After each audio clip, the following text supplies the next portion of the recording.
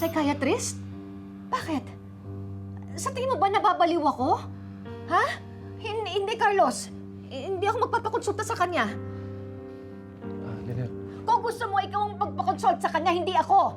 Pwede ba iwan mo muna ako? Sige na, umalis ka na. Iwan mo muna ako. Tama na! Hindi naman porket nakita niyo yan sa sapatos ko eh! Ako na yung suspect! Bakit naman kayo ganyan? Hindi ko naman kaya gawin kay Lolo yun. Hindi ko naman siya kayang patayin eh. Pagod na ako. Ako na lang yung palagi yung nakikita. Bakit ba ako? Ano ba meron sa akin? Dahil hindi ako paborito. Dahil hindi ako masyado magaling. Hindi ako kasi talino ni Annalyn. Ganun ba? Huwag po kayo mag-alala at hindi po kami tumitigil para mahanap yung lalaking kasama niya. Well, don't look too far, officer. Baka naman nasa paligid lang namin yung kasabwat. Dr. Annalyn Santos? Ako nga po, bakit po? You are the illegitimate daughter, right?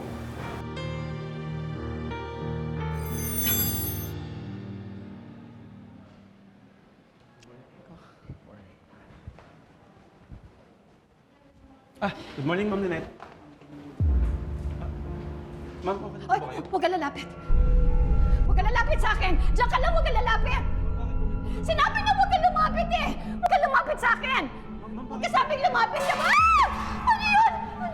Ma'am, wala po yun. Huwag ka lumapit sa akin. Ano yun? Ano yun? Lynette! Carlos to.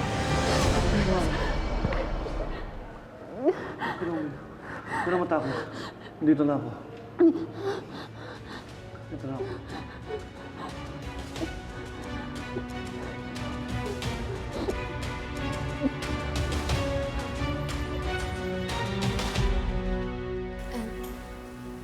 Bakit kilala niyo po ako tsaka ano pong kailangan niyo?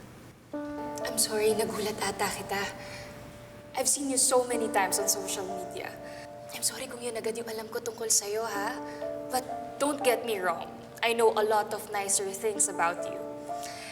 Like, you're the child wonder, the young genius, at ang pinakabatang doktor dito sa Pilipinas.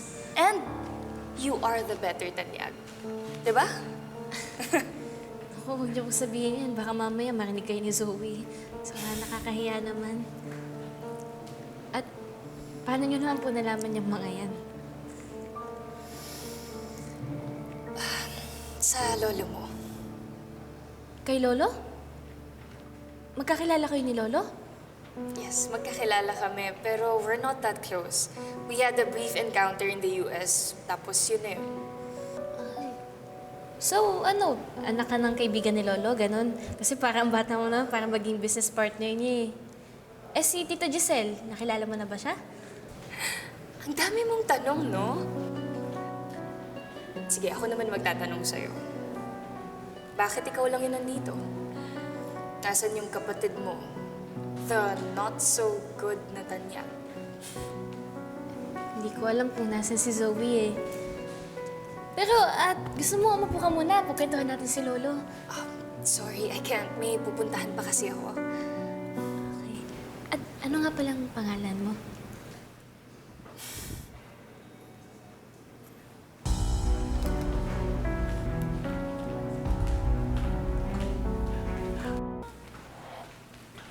Apo!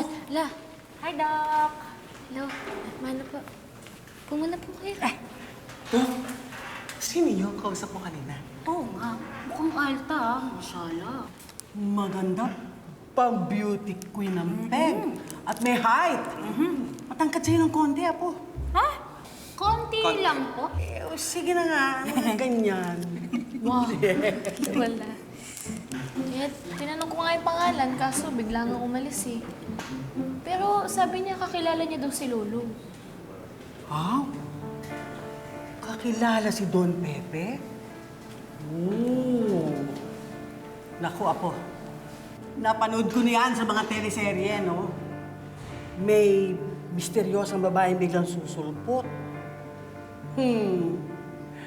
Isa lang ang ibig sabihin niyan. Kabit! Pak! Pak na pak! Wala. Wala, ang dumi dumi namang iisip ninyo ah. Baka mamaya dadalawin niya lang talaga si Lolo. Tsaka mukha naman siya mabait eh. So dirty.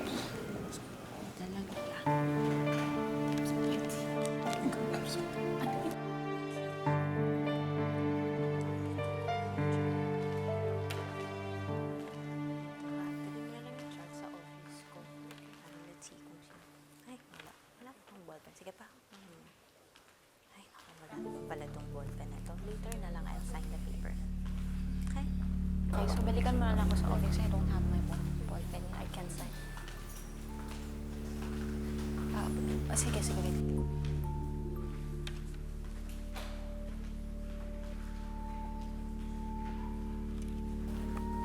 Hi, ma'am. Excuse me. Companion po kayo ng patient namin? Hindi. Just wandering around. Checking out the ER. Yung ER nyo parang ikaw, no? Medyo maliit.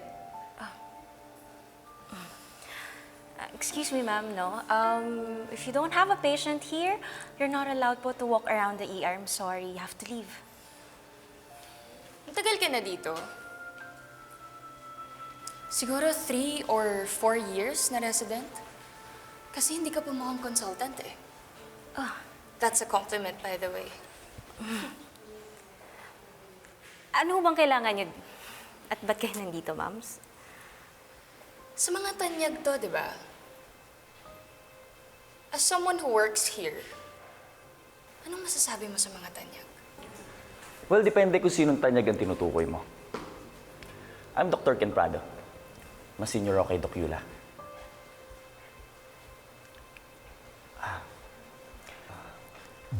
You know what? Sobrang bait ni Dr. RJ Tanyag.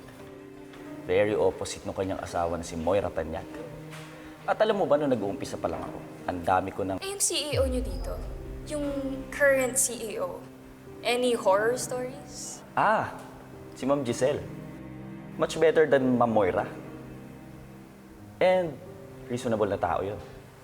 Mabait sa empleyado. At maganda. Parang ikaw. Ang galing, ganda, bagong-bago ah. Ma'am, sino ho ba kayo? At bakit interesado kayo sa mga tanyag?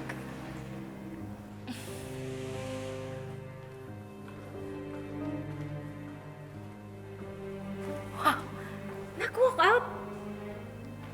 Samantalang siya kanina, dami-dami niyang tanong, di ba? Ito talaga. Mukhang nahihiya lang. Ikaw naman, makapagkwento ka. Kilala mo ba yun? Close kayo?